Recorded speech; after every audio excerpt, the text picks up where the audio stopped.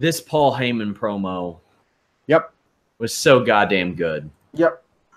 This is one of the best promos I've seen, and I hesitate to even call it a promo. It's why I feel like Gargano and Ciampa isn't just a feud.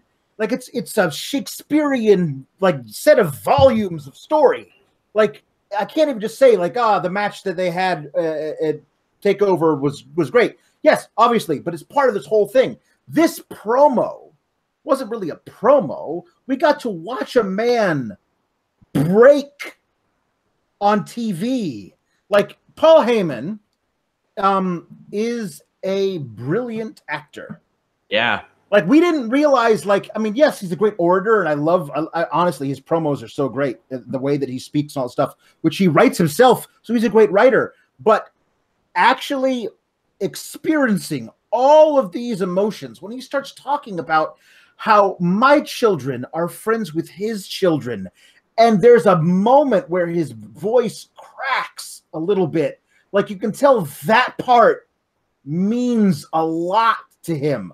There's really cool stuff from an acting standpoint. Speaking of someone who like went to grad school for it, like I understand how all these beats work when you're trying to give a performance like this.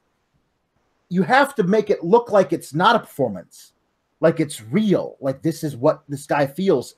And a lot of this might be what he feels. I mean, he's known Brock forever. So like, just if you put yourself in the position where if Brock tried to strangle me on live television, how would I feel? And he's there. And let me tell you, it's not lost on me, the 2-day growth of stubble. That really adds to a thing like this. It looks like he's just not been taking care of himself. This was I can't put this over enough. It's amazing. He showed up in a wrinkled suit. He is so good. Tears flowing from his eyes. The stubble.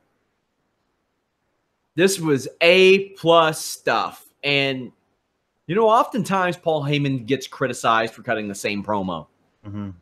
And when you got a guy like Brock Lesnar, whose work has become kind of monotonous, there's only so many things you can say about it. Yep. Only so many things there's only so many times you can say he's really, really big. He's a conqueror. He beat The Undertaker. He's going to leave for the UFC. There's only so many times you can say that. Yep. He was afraid of Brock Lesnar being pissed off in this promo. He hadn't talked to Brock Lesnar all week.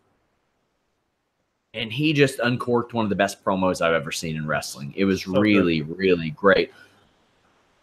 He said he's known Brock for a long time. There's no way that Roman Reigns ever beats this Lesnar.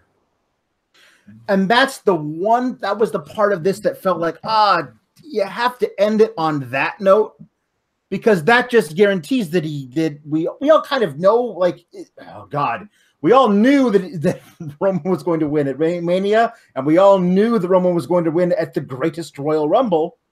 So we all know that Roman's going to win at SummerSlam. Eventually, we all have to be right? So I think like this is the perfect time for it. But that last bit, although it was done really well, kind of made it all fade. You know, like to me, like, oh, this was just the WWE, you know, working their magic, making. Yeah, that's the criticism that I'm seeing a lot of is, oh, they just want to get Reigns cheered. No, here's the thing. I don't give a shit about that. This was a great performance by Paul Heyman. A standalone performance. I don't care whose mind it changed or didn't change. It was a great performance on a show that craves great performances, that needs great performances. WWE desperately wants to manufacture the situation that they accidentally walked into with Daniel Bryan. There are still a lot of people who believe that the WWE carefully crafted the Daniel Bryan situation that unfolded between 2013 and 2014. They did not. No. They did not. For a long time, I thought they did too.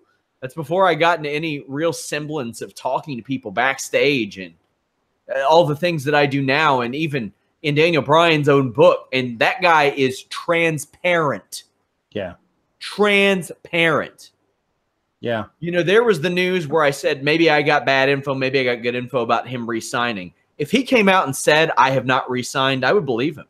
If he came out and said I have signed, I'd believe him.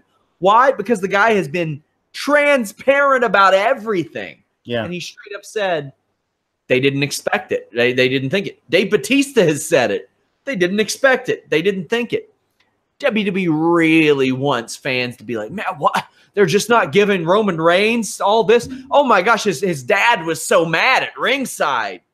No, he's not the underdog. No. And that doesn't matter to me. When you get a promo like this that Paul Heyman did, I don't care if they want me to cheer him or not. It doesn't affect that. But what it does is it makes me believe Paul Heyman while I'm turning off my suspension of disbelief.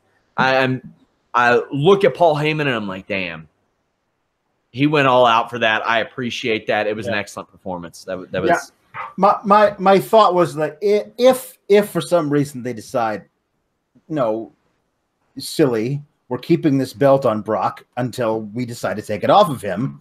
We're never taking it off of Brock.